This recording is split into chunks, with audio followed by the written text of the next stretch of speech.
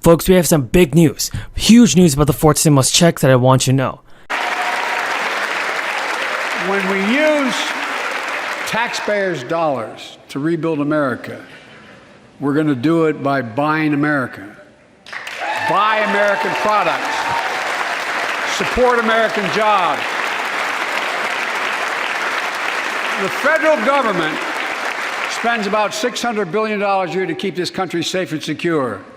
There's been a law on the books for almost a century to make sure taxpayers' dollars support American jobs and businesses. Every administration, Democrat and Republican, says they'll do it, but we're actually doing it. We'll buy America to make sure everything from the deck of an aircraft carrier to the steel on highway guardrails is made in America from beginning to end. All of it. All of it.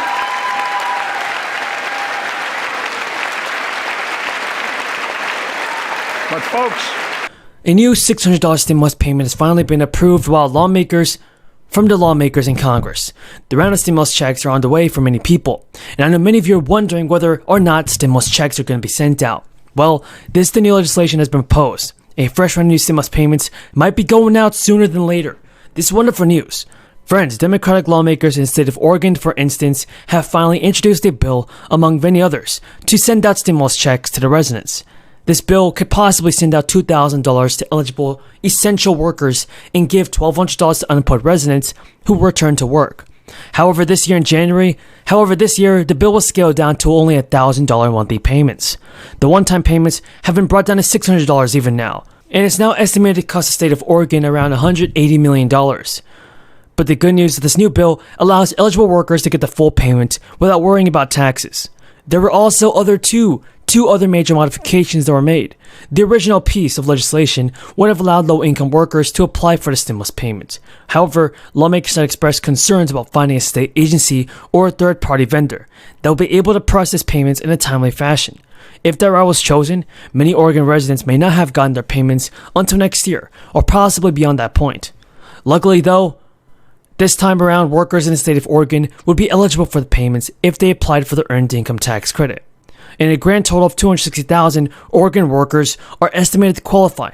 In 2020, singles with no children AGI must have not exceeded $15,000, and the IRS said that this figure was $21,000 for married couples.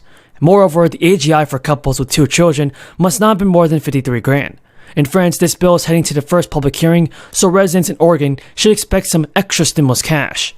And there are millions of people across the nation that will see economic stimulus payments via check or direct deposit, with some bonuses totaling up to $1,000. Folks, that's some good news, everybody, and I can't wait to see if President Biden gets the job done this time. If you think he will, tell me in the comments. to compete for the jobs of the future, we also need a level playing field with China and other competitors. That's why it's so important to pass the Bipartisan Innovation Act sitting in Congress that will make record investments in emerging technologies and American manufacturing. We used to invest almost 2% of our GDP in research and development. We don't now. China is. Let me give you one example why it's so important to pass. If you travel 20 miles east of Columbus, Ohio, you'll find 1,000 empty acres of land. It won't look like much, but if you stop and look closely, you'll see a field of dreams, the ground on which America's future will be built. That's where Intel, the American company that helped build Silicon Valley, is going to build a $20 billion semiconductor megasite, up to 8 state-of-the-art factories in one place, 10,000 new jobs. And in those factories, the average job about $135,000 a year. Some of the most sophisticated manufacturing in the world to make computer chips the size of a fingertip that power the world in everyday lives, from smartphones, technology, the internet, technology that's yet to be invented.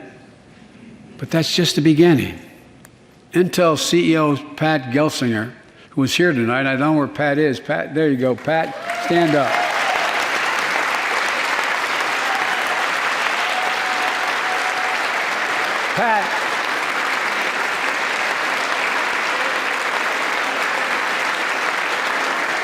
Pat came to see me, and he told me they're ready to increase their investment from $20 billion to $100 billion. That would be the biggest investment in manufacturing in American history. And all they're waiting for is for you to pass this bill. So let's not wait any longer. Send it to my desk, I'll sign it, and we'll really take off in a big way. And folks, Intel is not alone. There's something happening in America. Just look around and you'll see an amazing story. The rebirth of pride that comes from stamping products made in America. The revitalization of American manufacturing. Companies are choosing to build new factories here when just a few years ago they would have gone overseas. That's what's happening. Ford is investing $11 billion in electric vehicles, creating 11,000 jobs across the country. GM is making the largest investment in its history, $7 billion to build electric vehicles, creating 4,000 jobs in Michigan. All told, 369,000 new manufacturing jobs were created in America last year alone. Folks,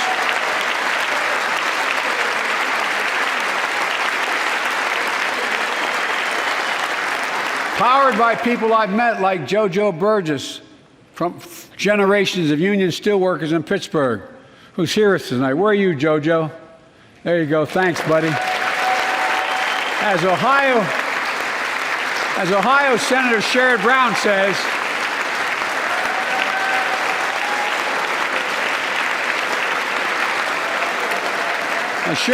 says, it's time to bury the label Rust Belt. It's time to see what used to be called the Rust Belt become the home of a significant resurgence of manufacturing. And with all the bright spots in our economy, record job growth, higher wages, too many families are struggling to keep up with their bills.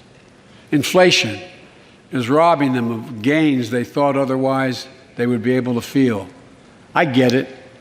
That's why my top priority is getting prices under control. Look, our economy roared back faster than almost anyone predicted, but the pandemic meant that businesses had a hard time hiring enough people because of the pandemic to keep up production in their factories. So you didn't have people making those beams that went into buildings because they were out. The factory was closed. The panic also disrupted the global supply chain. Factories